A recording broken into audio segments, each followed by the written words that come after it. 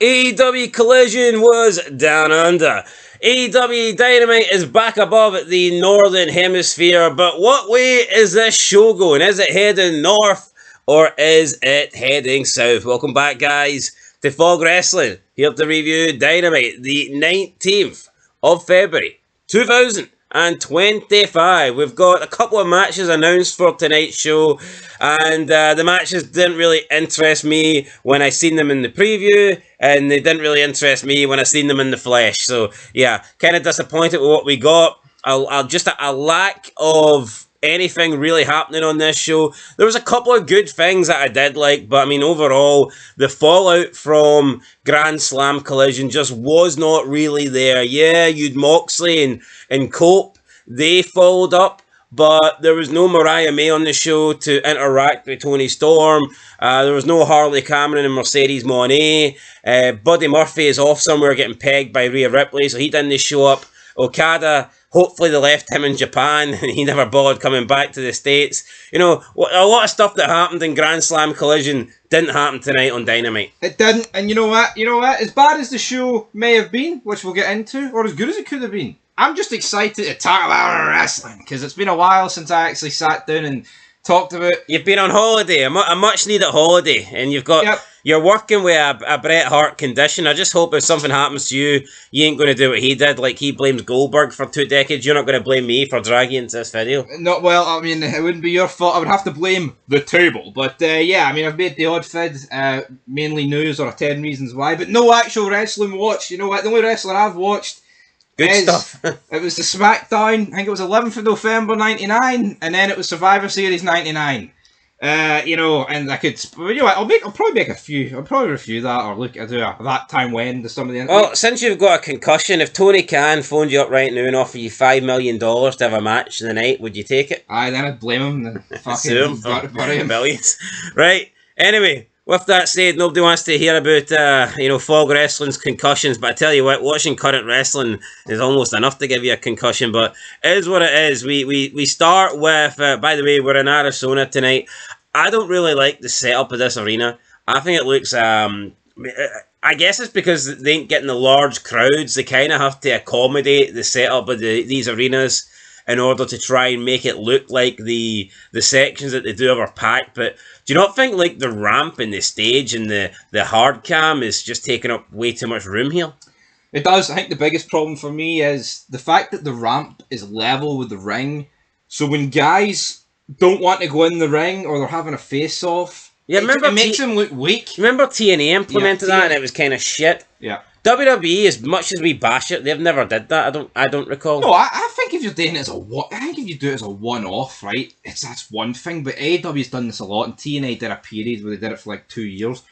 It just makes the person who's outside the ring look weak. We've seen it with Omega, where he's lifting the belt, and Takeshita or whatever, he's on the outside looking in, and it's like you could literally grab him. At least when you're outside of the ring in a normal like arena. A bit more distance. Yeah, you're like 4 feet below him, just for the ring alone, or 3 feet, whatever. It looks here. It looks half the people in wrestling today they already start 4 feet below somebody. They're that fucking short. Yes. Bunch of vanilla midgets. So anyway, right, we start with MJF and forget his name. Hangman Adam Page. That is the one. So Hangman Adam Page, MJF.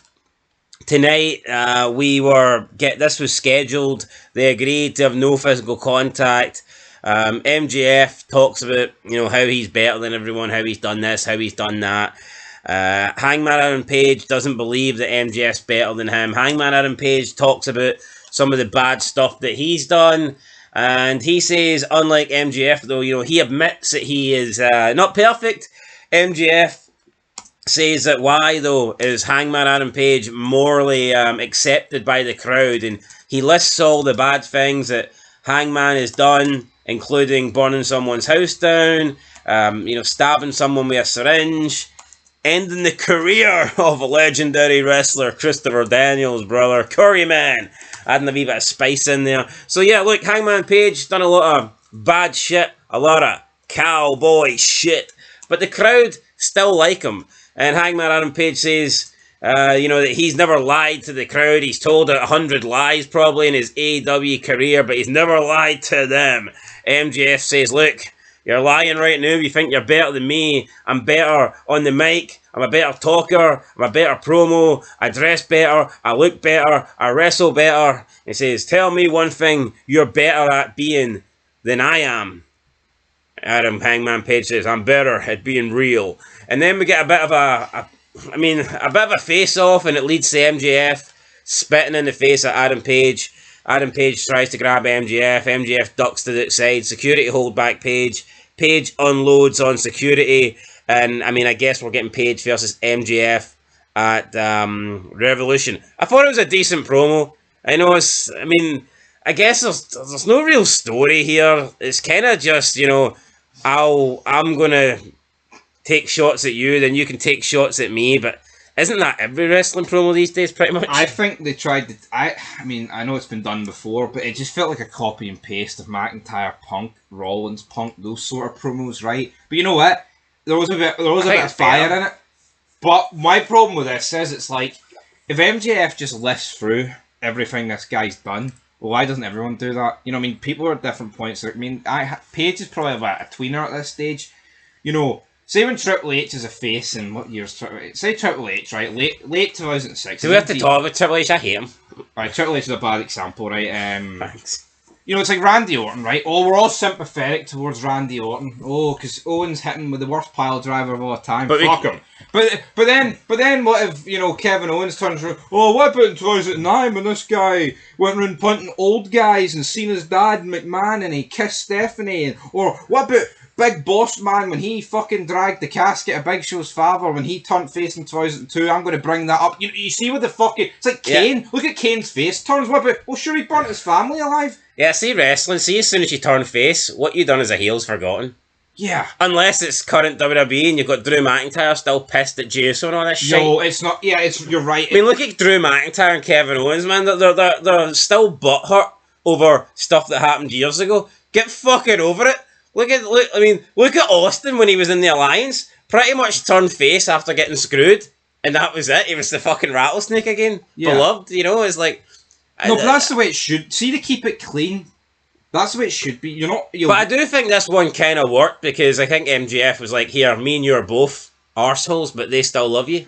Yeah, I think there's been way worse examples of this, but I think it either works where the way MJF did it was alright. I actually like this, and I personally think both guys are overrated, but I thought this was a good promo. I remember there was a promo, I think it was Survivor Series like 08 or 09 or something, where Triple H's team, Kane's like, well, how can I trust you? You slept with my... dead girlfriend's mannequin. Then Jeff Hardy's like, and you tried to kill me, and then Triple H's like, oh, I'm sorry, guys, that was the past. I appreciate that's funny, but I feel like they just break book that shit. I feel like they just break kayfabe every 2 seconds. I know it's not really breaking kayfabe, but I think acknowledging the past it leaves a big hole. Anyway, I thought this was good, and yep, MJF, Adam Page, Revolution, buddy. Yeah, it should be a decent match. Also, we've seen the big spit hanging down for Adam Page's moustache. Yeah. He's got a better moustache than MJF as well. Yeah, that's true. Daniels, by the way, came out and almost got punched by They're putting Adam Daniels Page. over like he's... Yeah. I think that's the state we're in, folks, where somebody who was good, right? I'm not going to bury Daniels, good worker, and he's part of some great matches, right? Unbreakable, fantastic match. But... Right, let's not pretend that Christopher Daniels is like GOAT tier. He's nowhere near the fucking B tier, guys. He is a legend of the X Division, and that's about it. Aye. If I think of the X Division, I think of him because when I look at Joe and Styles, I think of them above the X Division. Yeah, I think that's decent praise. Is he the GOAT of the X Division? When you take away the guys that left it, maybe probably, but that's all you'll ever be, buddy. And that's a decent, but that's decent to have. That's a decent career to hang your hat on. By the way, if you want to compare Daniels to Adam Pearce, give me Christopher Daniels any day of the week. At least this guy had a relevant wrestling career. What did Adam Pearce ever do? Scrap daddy. You have to see when you have to watch Ring of Honor. Just to get a snip of fucking anything a guy's ever achieved in his career, that's when you know they were worth nothing. Did he ever achieve anything? No offence to the guy. Anyway, what's your thoughts on that promo? We can't, honestly. I thought it was alright, yeah. Feel like you want to hate on it? Go hate on it. No, I've already got across my point that I didn't really like about it, but I'll give you a thumbs up. Worked for me. Are we doing ups and downs here? Not really, but yeah, I thought it was one of. I think you'd have to have the downs to enjoy this shit. But I mean, come on, it was alright. I mean, it was one of the things on the show that I liked. So there you go. I think in terms of promo wise, AEW was alright.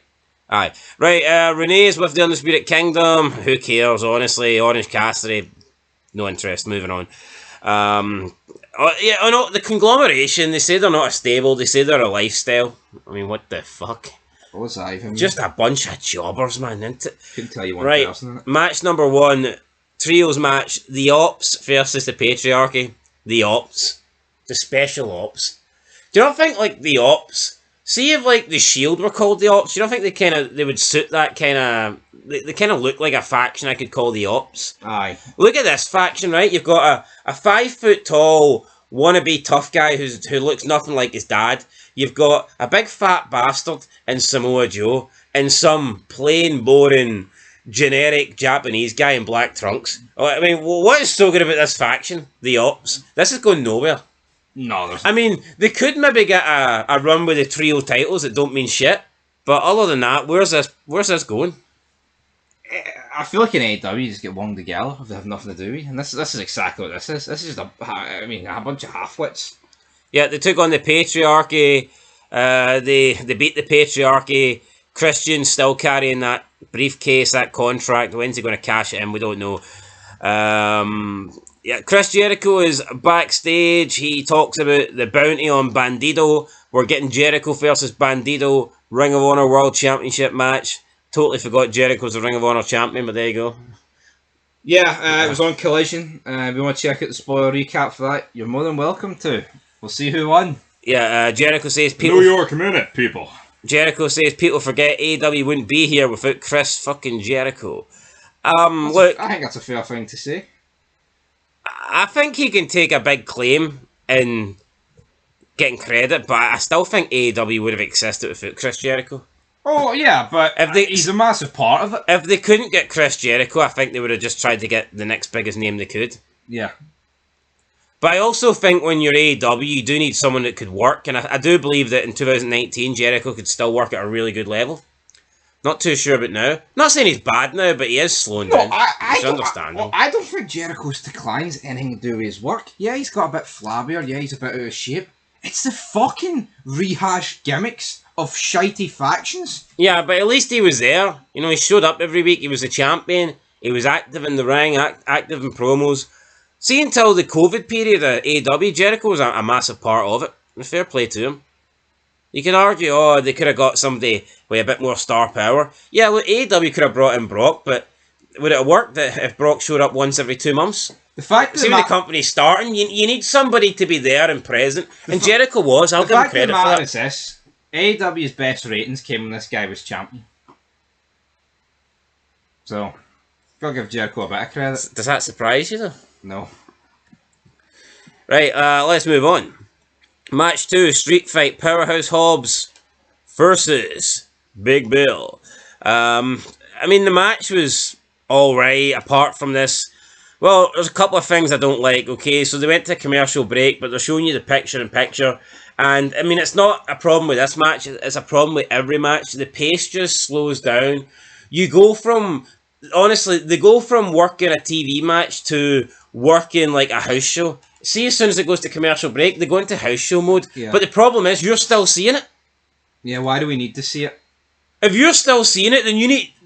They should still be working the same style of match they would be working if there was no break, because you're still seeing the footage. No, I don't care, right? I think that's dumb. Who think... See this? Let's show them picture by picture. Never worked in wrestling, right? No.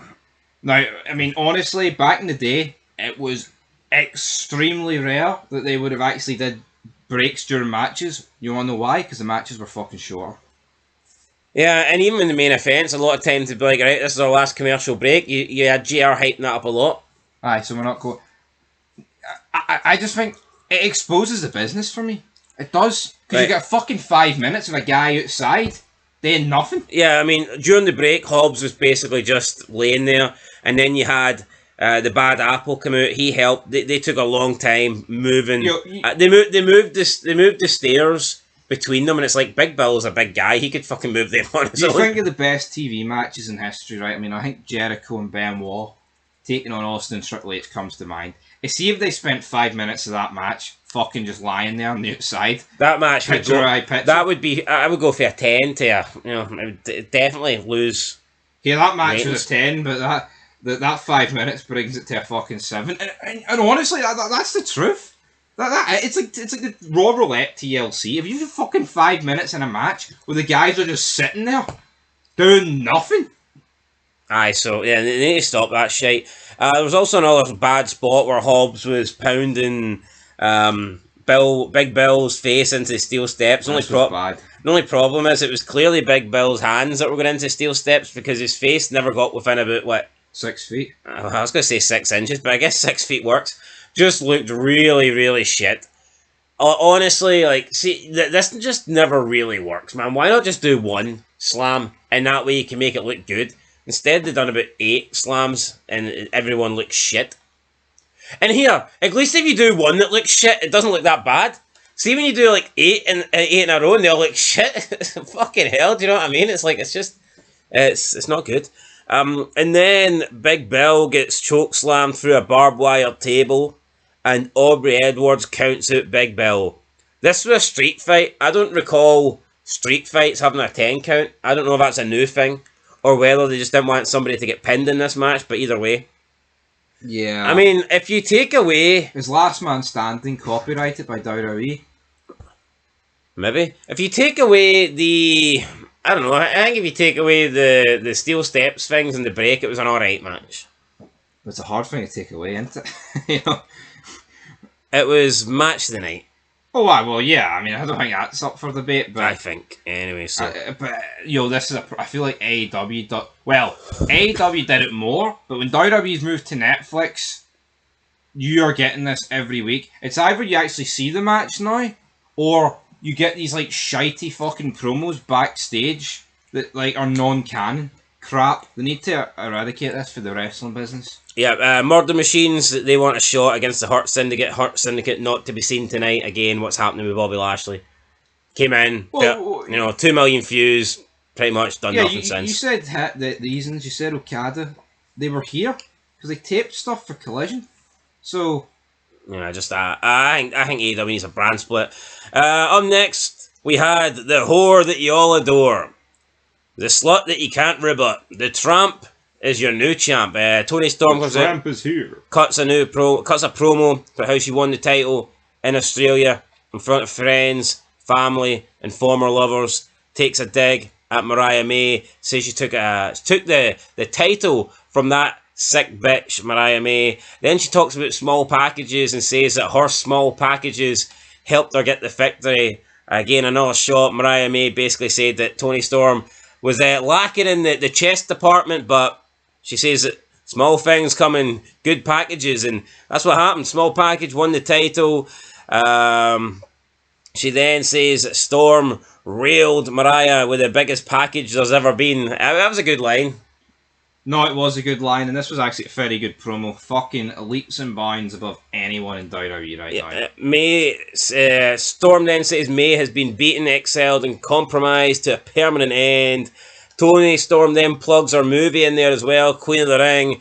Says you got to watch that. And then she... See, this is a good fucking plug. Yep. Lasts for 4 or 5 seconds, straight to the point. And then it's right back into the promo. Not when they show that fat fuck of a comedian like Gabriel. Remember him? Yeah. Hey, this fat fuck, he's from Mexico. I mean, no, this was how you do it. Yeah, then straight back into the promo. She then offers a challenge to any of the women in AEW. Chris Statlander, Willow Nightingale, Witchy Render, or Richie Wendy Richards, or Wendy, whatever you want to call whatever her name is, I forget. Wendy Chew, for fuck's sake, want to go down that road. I forget. And then she says, if you want to go face to face, tit to tit, or lip to lip, Toni Storm is not hard to find. For God is a woman, and her name is timeless. I thought this was a great promo.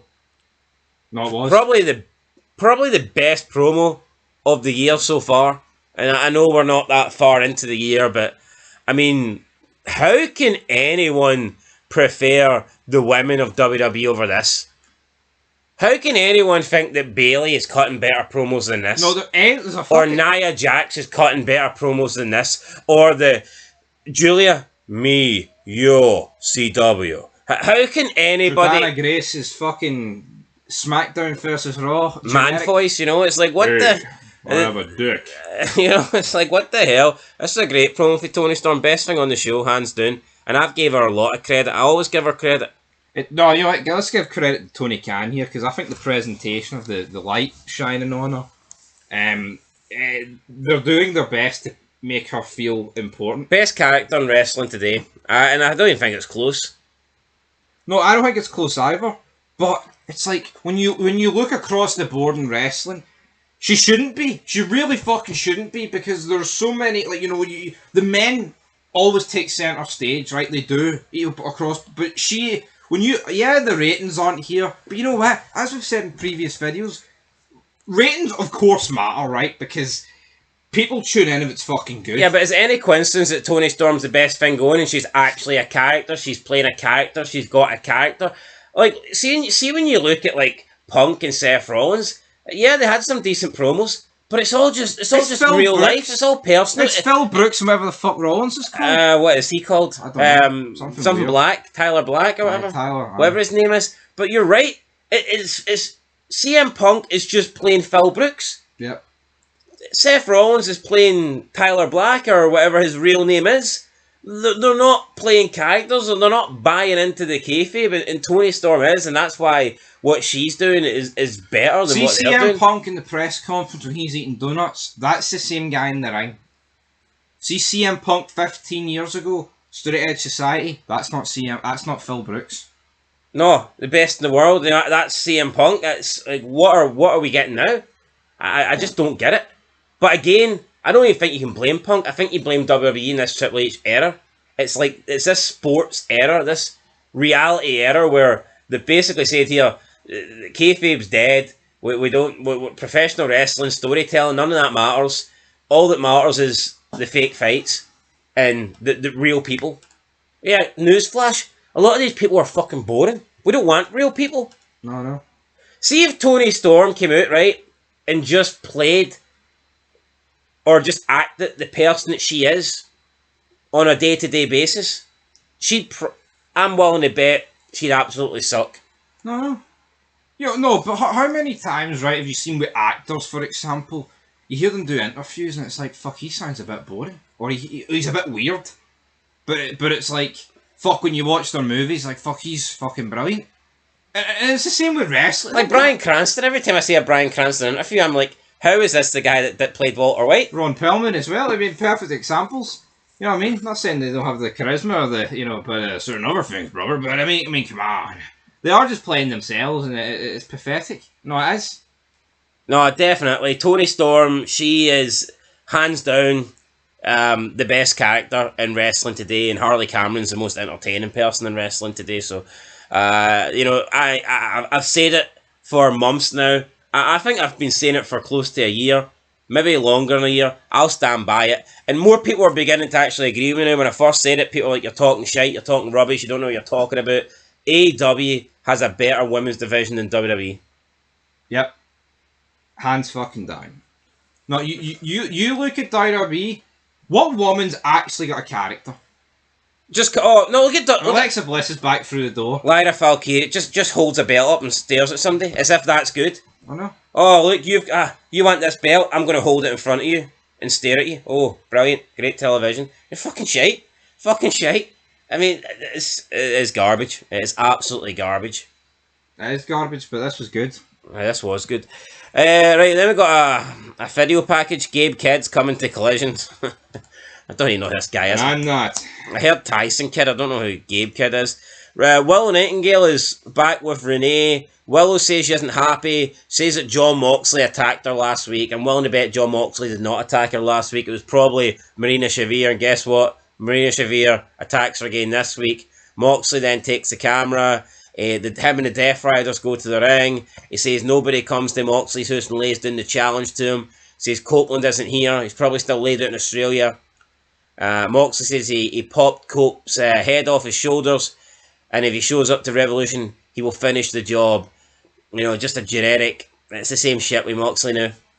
I think the first few weeks when Moxley came back and he had the briefcase, it was a little bit entertaining. Probably because we thought we were getting Shane McMahon, or we thought there was a chance. But you talk about flops. Holy shit! Is this Jon Moxley run flop? It's the same shit every fucking week. I mean, they come out.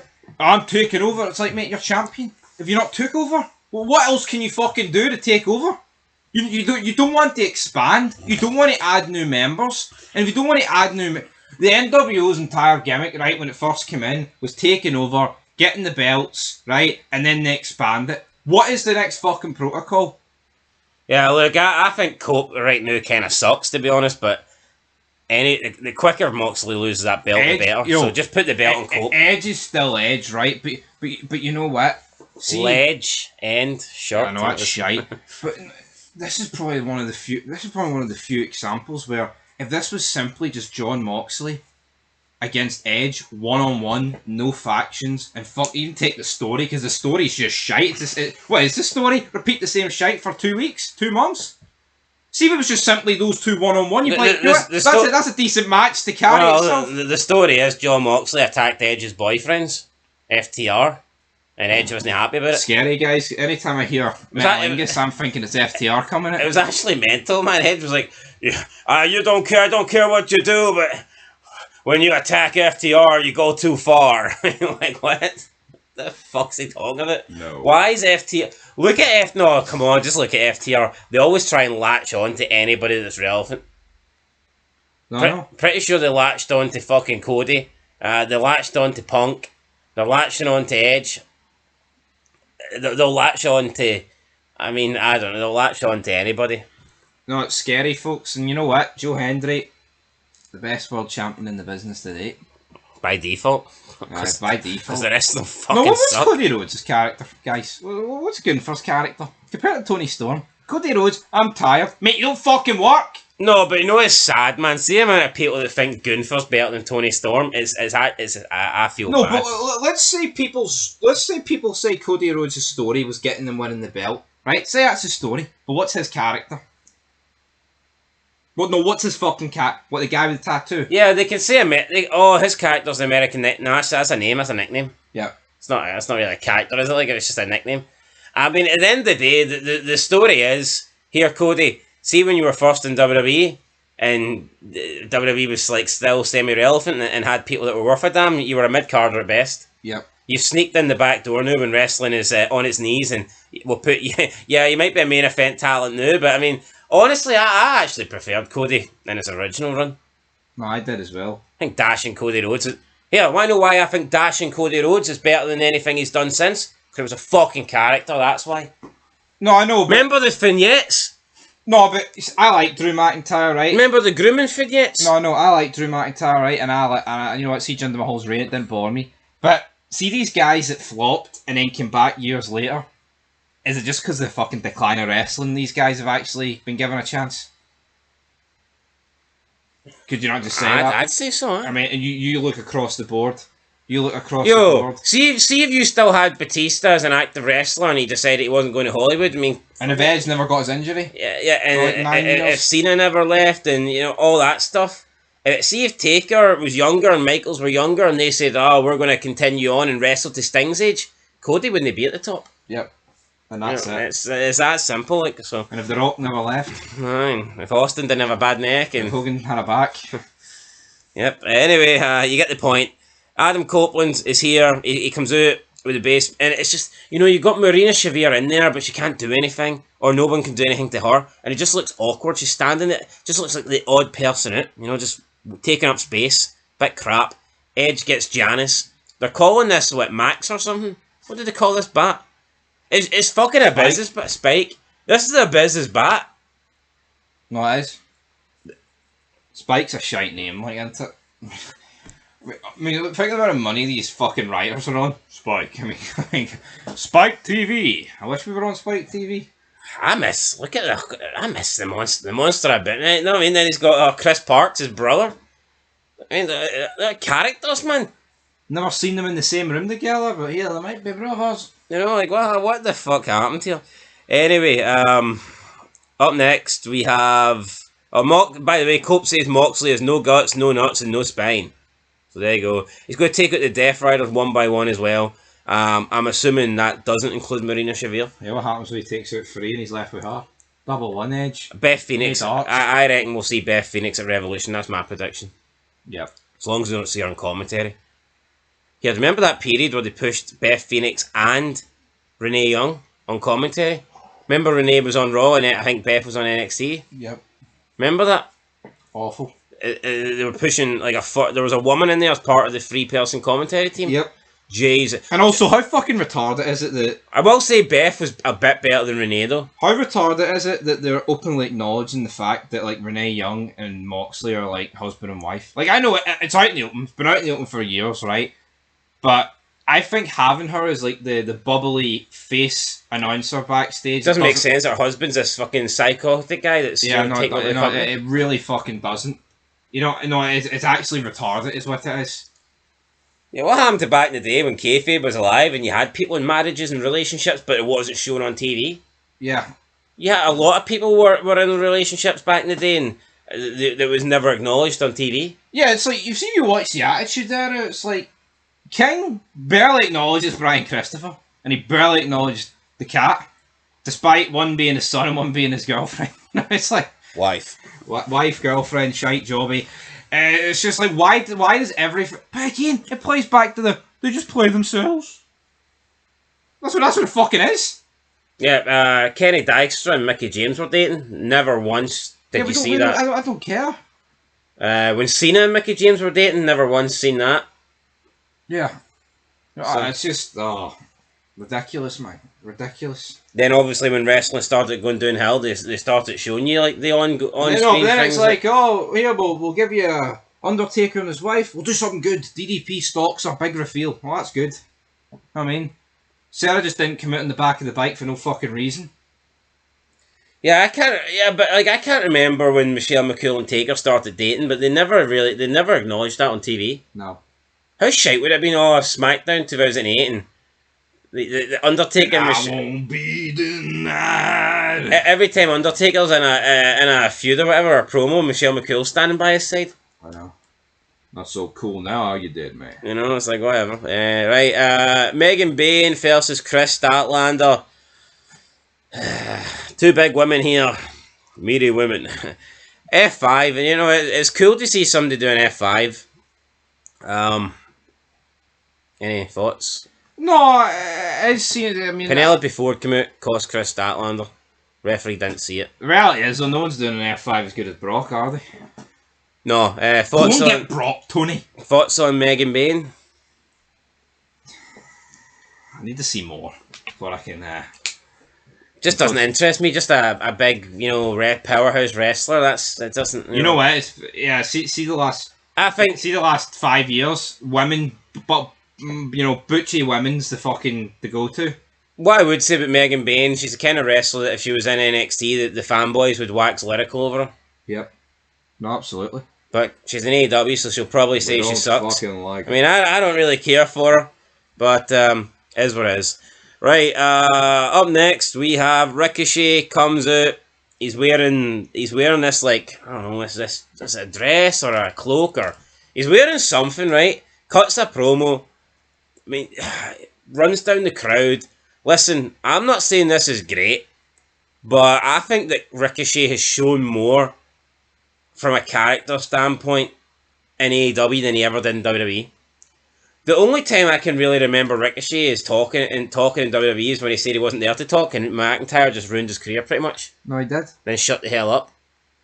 Yeah, I'll tell you what. I don't think what Ricochet's doing is great, but I actually think that if you look at what company has he excelled in, or what companies he performed better in, and for me, he's shown a bit more in AEW than he ever did in WWE. See in WWE, right? Just matches. That was it. Just the guy that flipped. Yeah, you remember that? See that thing? Crossbody with Paul. Whoa. Yeah. That. I mean, his ending spot where he got fucked through the car. But it's like, these promos aren't good, right? They're not. He's bad on them. I think some parts of promos are good, then it goes down to like awful levels because he does that shite. But Tony Khan has done a better job with Ricochet. I think he stole that off Seth Rollins. I don't know where he stole it off, but you know what? Better job Tony Khan has done with him than Triple H did. I think so. There's more to wrestling than just fucking flips and wrestling in the ring. Prince Nana comes out. Whose house? No, put it this way. I think if Ricochet challenged Moxley at a pay-per-view, I'd be like... I think I'd want Ricochet to win. Pull the trigger and let Ricochet win. Why not? Yep. Right, what else do we have up next? To be honest, I'd probably say that in WWE against either of those fucking champs, to be honest. Yep, it's Prince Nana. Nana comes out. Said he asked Swerve to stay home. Crowd don't like this, they boo. He says that robe represents pride and integrity, and he says that he wants it back, and that he's not happy that Ricochet's stolen this robe, and that it hurts him, etc. He wants the robe back. He talks about how he's been in the business for 3 decades. We had to do a quick search on Prince Nana. This guy's achieved fuck all in the business. But I tell you what, we're probably in the state. I mean, that's we're at wrestling now. These people are going to claim that they've been in the business for 3 decades. But you haven't done anything. Yeah, this guy wrestled, started in 96. He appeared in a couple of WWF shows like Jack Metal and shite like that. And now here he is. Fucking bragging about it? No, I mean, to me this is fucking retarded, right? This would be like... I mean, yeah, but listen, honestly, I would have thought more of him if he'd only broke into the business like 2 years ago. He's a nobody. See the fact that he said he's been in the business 3 decades, and I have no fucking idea who he is, and I'm not even exaggerating. That tells me that he's nothing. He's done nothing. Yeah, you're right. See, it's a bad look. This only has weight on it when it's. Look at Undertaker. Undertaker's been in the 30 years of destruction. Yep. 3 decades of destruction. Some good shit, pal. What is this? What's this guy done with his 3 years? He tells him to take the robe off. It's just a bit pish, isn't it? Ricochet says, "Nah, you're not getting your robe back, Nana." Nana starts crying. Ricochet walks off. Oh god. Right, match 4, International Championship Series main event. Why the fuck's this main event? I do not know. Orange Cassidy versus Roderick Strong. Orange Cassidy wins. At this point, not really surprised. Do you think Orange Cassidy must be the most overrated, overpushed guy in this company? Yep. I don't understand it. Here, he's got some of the most viewed clips in the company's history, so if Tony Khan's trying to fucking hype off that, I don't know what, but his theme's actually alright. The more I hear it, but I look at the guy and I just cannot stand him. But this match, man, just, what would do? Even the clip they upload to YouTube is like 12 minutes long. What the what? Yeah. Right, after the match, Shivani... Yeah, but Roderick Strong's also a guy that's been wrestling since the late 90s. What's he done? He wrestled in the first ever TNA Impact. Aye. And here he is. 20 odd years later. Lost in like a 4-minute match to AJ Styles. Oh. Why couldn't this have been 4 minutes? But here, I mean, what I would say about Roderick, as much as we think Roderick Strong's a jobber, at least we can say, well, yeah, I mean, he was in TNA. He was on the debut episode of Spike TV. He was in NXT Black and Gold. I can at least, refer to things that he's done. I don't know anything Prince Nana's done. Do you know, I think the biggest problem with AEW, well, there's a lot of them, but one of them is, I think Tony Khan doesn't know how to structure a show. I feel like it's all over the fucking place. I think it starts alright, but there's so many weeks with the match in the main event slot, and you're thinking, what is going on here? Yeah, it doesn't even deserve to be on the show, never mind fucking main event. Shivani gets in the ring, talks with Cassidy, says next week it's going to be Cassidy versus Take a Shitter for the International Championship, with the winner going on to Revolution to defend Kenny Omega. Why? Why is Kenny Omega? Why is the winner of the championship match defending against Kenny Omega? Yeah, what's happening here? Yeah, why has he earned it? And they also made a big deal that Kenny Omega returned here. It's like, he was literally... Yeah, he's been back for a while. But I mean, I just don't really get it. He was there 4 days ago. I just don't get it. Like, why does fucking Kenny... Why does Take a Shitter need to beat Orange Cassidy and defend his title just to get the chance to once again defend it at Revolution? No, it's shite. Shouldn't it be the two challengers are facing each other on Dynamite and the winner goes on to Revolution to face the champ? No, that probably should be the way it is. But here, It's weird that the champ has to defend his belt to go to the pay-per-view and defend it again. Again, it's just like, Kenny Omega's bigger than you despite you being a champ. But again, there's just too many belts. International champ. Then we got Scarface coming down, and he sets his dogs on Cassidy. Omega comes down. We get a bit of a brawl. Show ends with Omega and Cassidy standing tall. I just don't think Orange Cassidy should be anywhere near the ending of a show. But anyway, that was it, guys. That was your Dynamite.